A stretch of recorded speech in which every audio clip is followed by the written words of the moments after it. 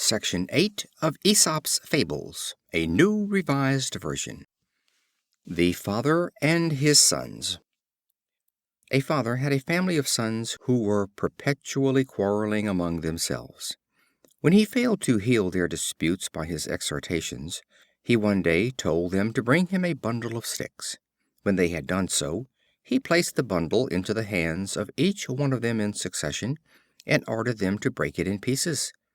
They each tried with all their strength, and were not able to do it. He next unclosed the faggot, and took the sticks separately one by one, and again put them into their hands, on which they broke them easily. He then addressed them in these words: "My sons, if you are of one mind, and unite to assist each other, you will be as this faggot, uninjured by all attempts of your enemies. But if you are divided among yourselves, you will be broken as easily as these sticks." Disunited families are easily injured by others. The Owl and the Grasshopper. An Owl, who was sitting in a hollow tree, dozing away a summer's afternoon, was very much disturbed by a rogue of a Grasshopper singing in the grass beneath. So far from keeping quiet, or moving away at the request of the Owl, the Grasshopper sang all the more, and called her an old blinker that only came out at night when all honest people had gone to bed. The Owl waited in silence for a time, and then artfully addressed the Grasshopper as follows: "Well, my dear, if one cannot be allowed to sleep, it is something to be kept awake by such a pleasant voice. And now I think of it, I have a bottle of delicious nectar. If you will come up, you shall have a drop." The silly Grasshopper came hopping up to the Owl, who at once caught and killed him, and finished her nap in comfort. Flattery is not a proof of admiration. The Fox and the Grapes. A famished Fox saw some clusters of ripe black grapes hanging from a trellised vine. She resorted to all her tricks to get at them, but wearied herself in vain, for she could not reach them. At last she turned away, beguiling herself of her disappointment, and saying, "The grapes are sour, and not ripe as I thought." Revile not things beyond your reach. The Ass carrying the Image. An Ass once carried through the streets of a city a famous wooden image, to be placed in one of its temples. The crowd, as he passed along, made lowly prostration before the image. The Ass, thinking that they bowed their heads in token of respect for him, bristled up with pride and gave himself airs, and refused to move another step. The driver, seeing him thus stop, laid his whip lustily about his shoulders, and said: "Oh, you perverse dullhead! It is not yet come to this, that men pay worship to an Ass." They are not wise who take to themselves the credit due to others. The Ass and the Lapdog. A man had an Ass and a Maltese Lapdog, a very great beauty. The Ass was left in a stable, and had plenty of oats and hay to eat, just as any other Ass would. The Lapdog was a great favorite with his master, and he frisked and jumped about him in a manner pleasant to see. The Ass had much work to do in grinding the corn mill, and in carrying wood from the forest, or burdens from the farm. He often lamented his own hard fate, and contrasted it with the luxury and idleness of the Lapdog, till at last one day he broke his halter, and galloped into his master's house, kicking up his heels without measure, and frisking and fawning as well as he could. He next tried to jump about his master as he had seen the Lapdog do, but he broke the table, and smashed all the dishes upon it to atoms. He then attempted to lick his master, and jumped upon his back. The servants, hearing the strange hubbub, and perceiving the danger of their master, quickly relieved him, and drove out the Ass to his stable with kicks and clubs and cuffs. The Ass, beaten nearly to death, thus lamented: "I have brought it all on myself. Why could I not have been contented to labor with my companions, and not try to live by idleness?" The Tortoise and the Eagle. A Tortoise, lazily basking in the sun, complained to the sea birds of her hard fate, that no one would teach her to fly. An Eagle, hovering near, heard her lamentation, and demanded what reward she would give him if he would take her aloft and float her in the air. "I will give you," she said, "all the riches of the Red Sea." "I will teach you to fly, then," said the Eagle, and taking her up in his talons, he carried her almost to the clouds, when, suddenly letting her go, she fell on a lofty mountain and dashed her shell to pieces.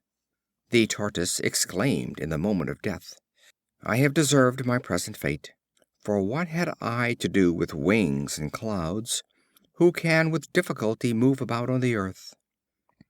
If men had all they wished, they would be often ruined." The Porcupine and the Snakes. A Porcupine, wanting to shelter himself, desired a nest of snakes to give him admittance into their cave. They were prevailed upon, and let him in accordingly, but were so annoyed with his sharp prickly quills that they soon repented of their easy compliance, and entreated the Porcupine to withdraw and leave them their hold to themselves. "No," says he, "let them quit the place that don't like it. For my part, I am well enough satisfied as I am." Hospitality is a virtue, but should be wisely exercised. We may, by thoughtlessness, entertain foes instead of friends. The Fox who had lost his tail.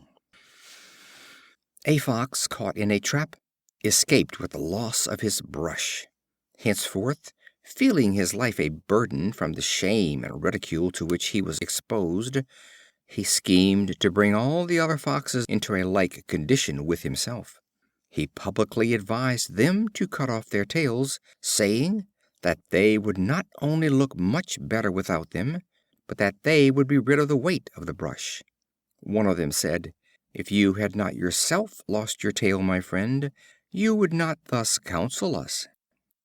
Advice prompted by selfishness should not be heeded.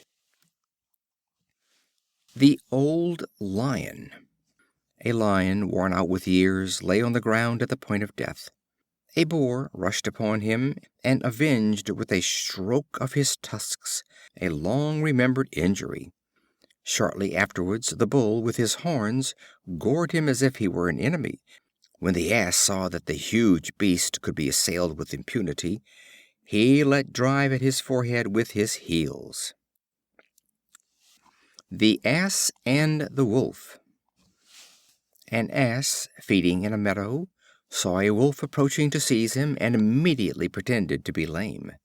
The Wolf, coming up, inquired the cause of his lameness. The Ass said that he had a thorn in his foot, and requested the Wolf to pull it out. The Wolf consenting, the Ass, with his heels, kicked his teeth into his mouth and galloped away. The Wolf said, "I am rightly served, for why did I attempt the art of healing when my father only taught me the trade of a butcher?" Every one to his trade. The Horse and the Groom. A Groom used to spend whole days in currycombing and rubbing down his horse, but at the same time stole his oats and sold them for his own profit. "Alas," said the Horse, "if you really wish me to be in good condition, you should groom me less and feed me more. If you wish to do a service, do it right." The Ass and his Shadow. A traveler hired an Ass to convey him to a distant place. The day being intensely hot, and the sun shining in its strength, the traveler stopped to rest and sought shelter from the heat under the shadow of the Ass. As this afforded only protection for one, and as the traveler and the owner of the Ass both claimed it, a violent dispute arose between them as to which of them had the right to it. The owner maintained that he had let the Ass only, and not his shadow. The traveler asserted that he had, with the hire of the Ass, hired his shadow also. The quarrel proceeded from words to blows, and while the men fought, The Ass galloped off. By quarreling about the shadow, we often lose the substance. The Horse and the Loaded Ass. An idle horse and an ass laboring under a heavy burden were traveling the road together. The ass, ready to faint under his heavy load, entreated the horse to assist him and lighten his burden by taking some of it upon his back. The horse was ill-natured and refused to do it, upon which the poor ass tumbled down in the midst of the highway and expired. The countryman then took the whole burden and laid it upon the horse, together with the skin of the dead ass. Laziness often prepares a burden for its own back. The Mules and the Robbers. Two mules laden with packs were trudging along. One carried panniers filled with money, the other sacks of grain. The mule carrying the treasure walked with head erect, and tossed up and down the bells fastened to his neck.